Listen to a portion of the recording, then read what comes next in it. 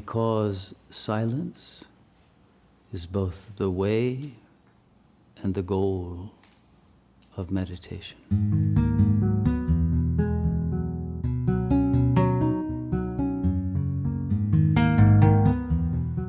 The silence that is being referred to is the silence of wakeful consciousness, aware of itself as it really is.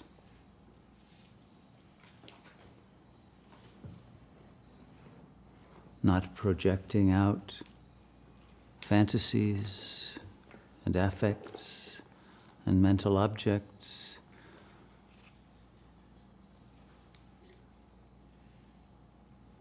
not deluding oneself, not being filled with chatter, not being sleepy and spaced out, not being in either desire or fear.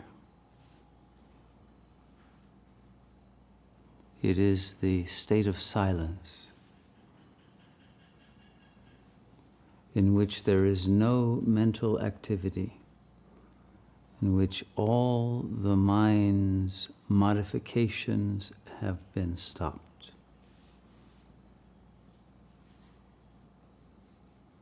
That the real self emerges.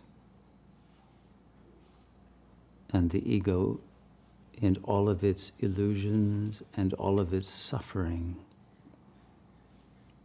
dissolve forever.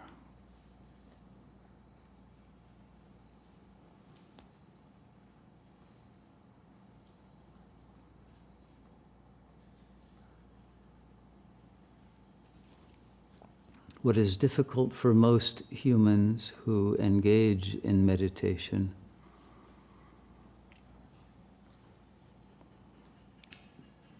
is that the ego has a tendency to want to act, to solve a problem through thinking and acting to change the situation. But in this case, the ego itself is the situation that must be changed. And it cannot be changed by doing or by thinking. It can only be changed by a non-action, by a letting go of the belief that you are a someone who can think or act. It is in that realization that it will become clear that the thoughts that traverse the mind at the ego level are not your own. They were introjected. They were imposed. They were brought in from culture, from society, from parental commands,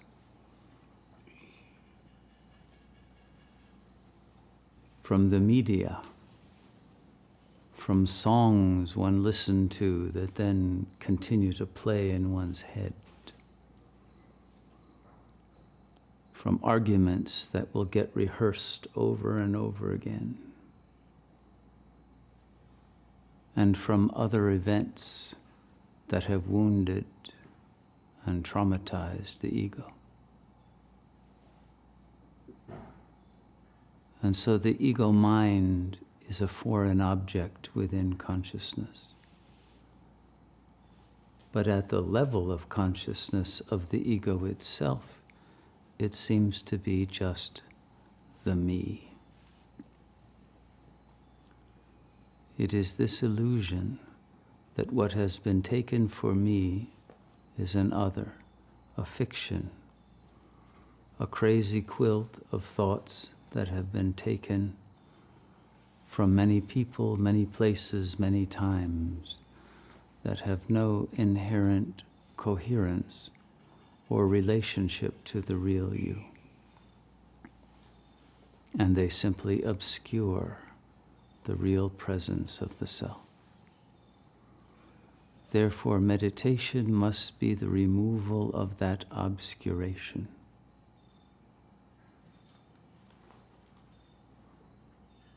This is the purification of the heart.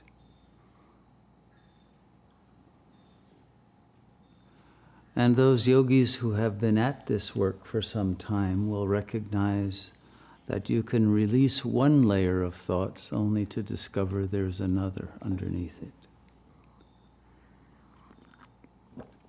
And then another, and then another.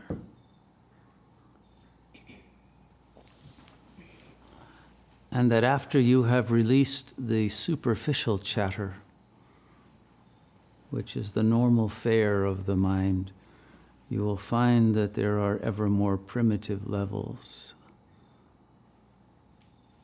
of images, thoughts, memories, affects that can carry very high charges of emotion because they are related to deeper strata of the ego and closer to its formation during the traumatic events of childhood, infancy, and the intrauterine period. And eventually one may even find strata relating to previous lifetimes.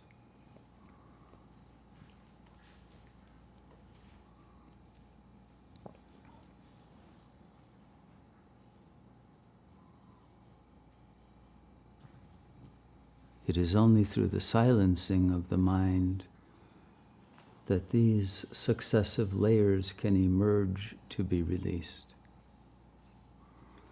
But what happens when they come up is that one's mythology about one's life, one's family, one's past becomes shattered.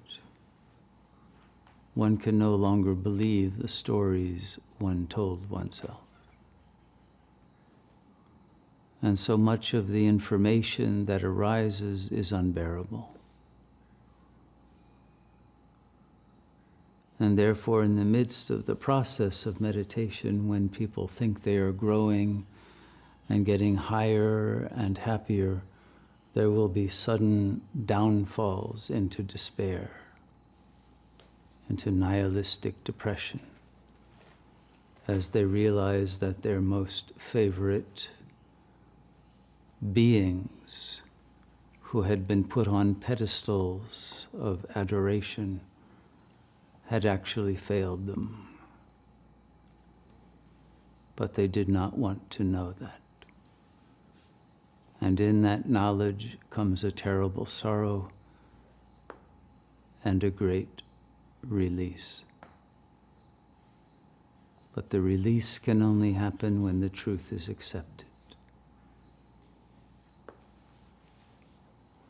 And when one can recognize that freedom from the mythology in which one had lived had crippled one's capacity for self-empowerment, for creativity, for liberation.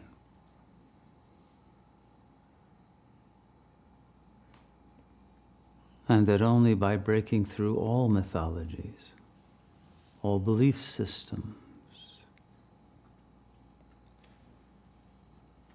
all noise, can the silent signal of the self be heard within that can draw one toward that redemption of the self that is immune to suffering and that understands reality from a much higher non-egoic perspective in which there is no sadness, in which the perfection of all that is revealed to one in the very core of one's heart. And there is a realization that all is good. There is no justification for anger, for sadness, for fear, for desire. All is exactly as it must be.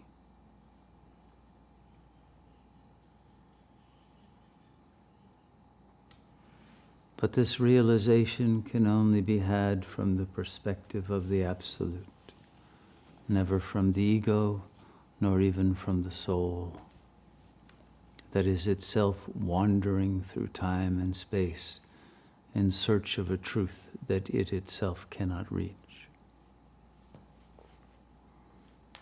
For the truth we seek is at a higher vibrational frequency than is attainable by either ego or soul.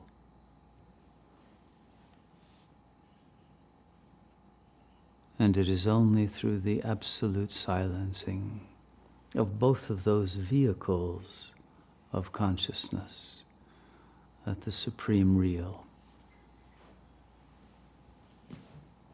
emerges and allows that merger, that union, that non-duality to be realized, that brings complete peace and freedom.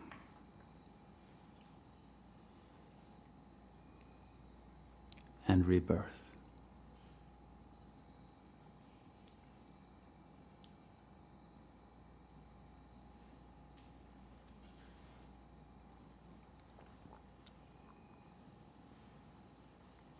What is actually revealed cannot be spoken.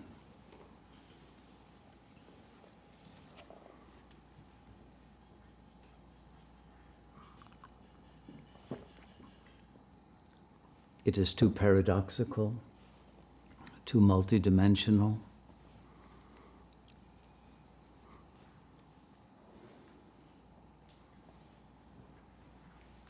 too timeless, too intelligent for the limited capacity of understanding of the ego mind to grasp and hold on to.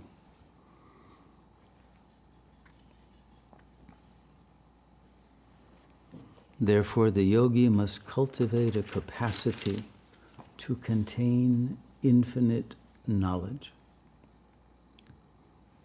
And the container of that infinite knowledge can only be a mind that has been emptied out of all mental objects and all boundaries, all limits.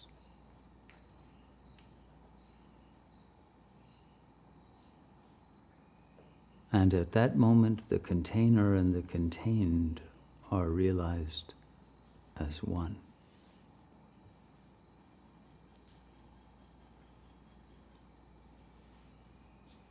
At that moment, it is known that the cosmos itself is contained within the pure consciousness of the infinite self. And the egocentric perspective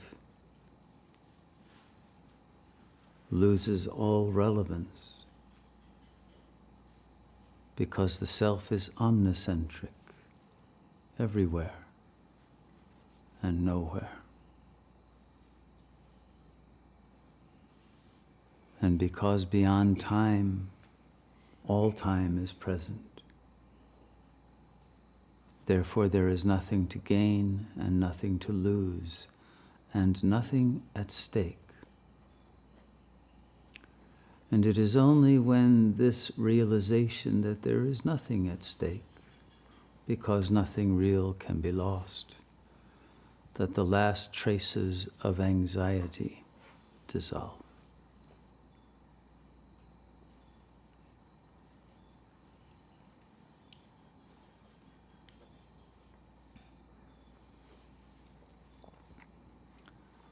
And thus the gift of silence, the gift one can only give to oneself, is the portal to liberation.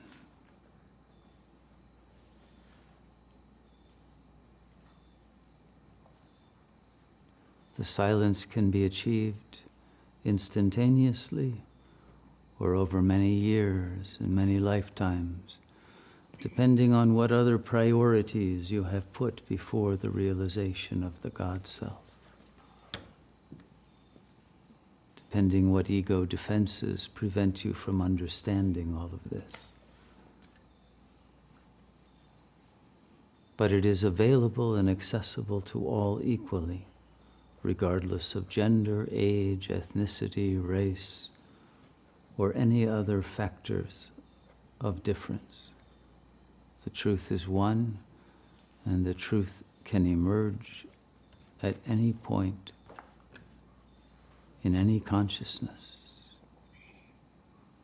simply through the surrender of the mind to that power of presence that is supreme.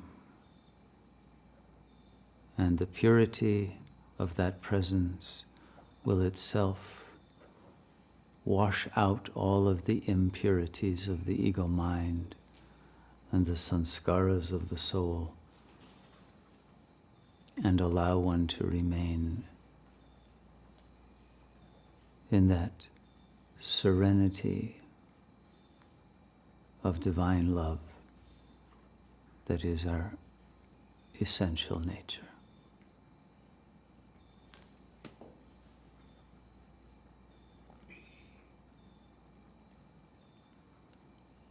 The only question you must ask yourself is, what priorities are you putting ahead of this? What masks are you wearing that you will not take off in order to know your innermost self? What defenses of pseudo-power do you prefer to the attainment of real power? What aspects of the phenomenal reality and the knowledge of it that one can gain through study or practice of an art or science or philosophy is more valuable to you than the realization of God?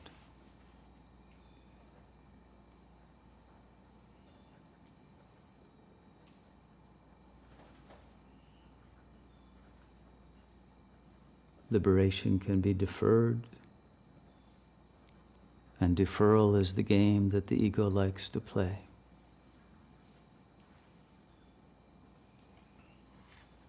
But a time comes in everyone's life that they wish that they had not deferred their gaining of the power of silence. And if that point arises in one's life, events, the chaos of phenomenal change, the rupture with all that one took for granted, will not be able to be dealt with adequately. Because as one becomes disoriented in a rapidly changing situation of ultra-emergency, no brigade training of an ordinary kind will avail, but only the silence that links one to the supreme intelligence and love will guide one safely across whatever event horizons are required.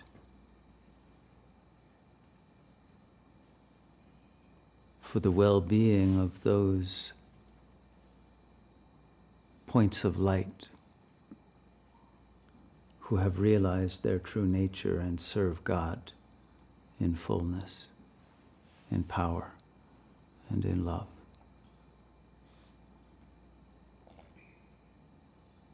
And until the surrender, the heart's surrender, the surrender of all that one is to that supreme power within, that alone can function once the ego has been removed as an obstacle, alone brings fulfillment.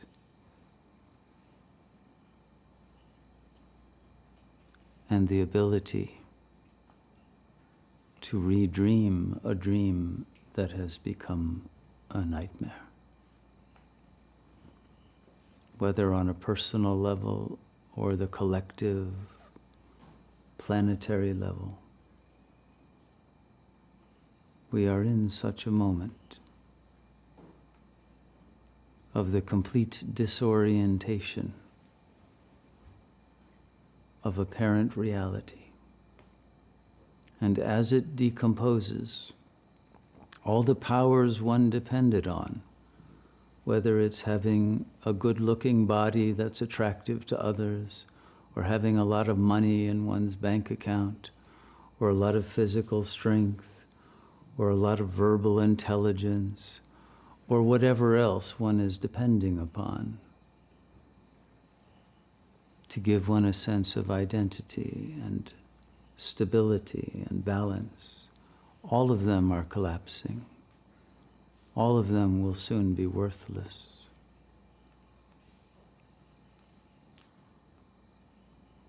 And it is only that resource that never gives out, that is eternal, that is only available within, beyond the chatter of the mind, in the deep silence of the heart.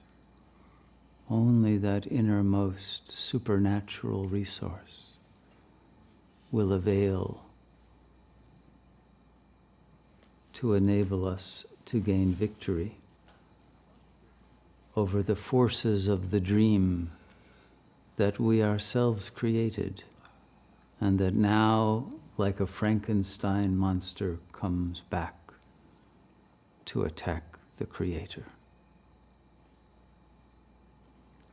And it is in that moment that those powers of the creative intelligence of the One begin to emerge in the hearts and minds of those yogis who are able to awaken to the need to take control again of the creation through the realization of the self as creator.